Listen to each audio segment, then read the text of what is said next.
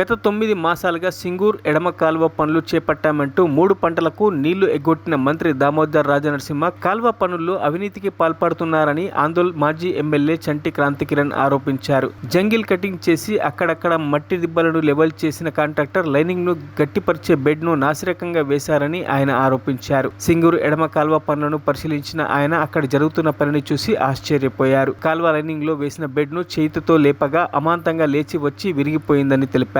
దీంతో నాసిరకం పనులతో కాల్వ లైనింగ్ నిర్మాణం పూర్తి చేయడానికి కుట్ర చేస్తున్నారనే అనుమానాలు బలపడుతున్నాయని క్రాంతికిరణ్ ఆరోపించారు. ఇప్పటికే 100% కాల్వ నిర్మాణం పూర్తి చేయకుండానే బిల్లులు పొందారని గతంలోనే క్రాంతికిరణ్ ఆరోపించగా ఈ పనులను కూడా తూతూ మంత్రంగా చేసి 150 కోట్లు మింగే ప్రయత్నం జరుగుతున్నట్లు కనిపిస్తోందని ఆయన తాజాగా ఆరోపించారు. 9 మాసాలుగా జరుగుతున్న పనులపై వెంటనే విచారణ చేపట్టి ఎంత మేర పనులు జరిగాయో, ఎంత నిధులు మంజూరు జరిగాయో పూర్తి వివరాలు చెప్పాలంటూ డిమాండ్ చేశారు. లేని ఎడల అవినీతితో జరుగుతున్న నాసిరకం సింగూరు కాల్వ పనులను అడ్డుకోవాల్సి వస్తుందని హెచ్చరించారు. ఆయన వెంట మండల పార్టీ అధ్యక్షుడు విజయ్ కుమార్, పుల్కల్ మాజీ ఎంపీటీసీ శ్రీనివాసచారి, మాజీ సర్పంచ్ సిద్దయ్య, మహేష్, మాణిక్ రెడ్డి, శివకాంతం ఉన్నారు.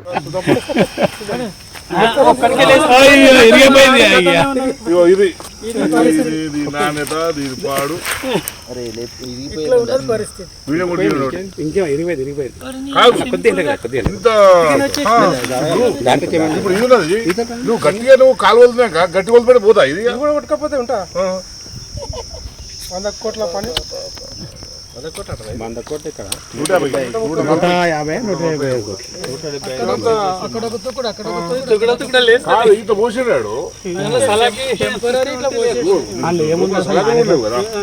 సీకులు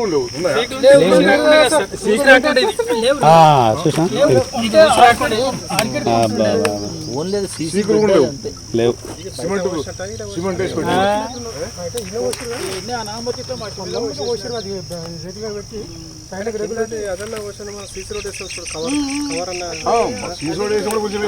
కవర్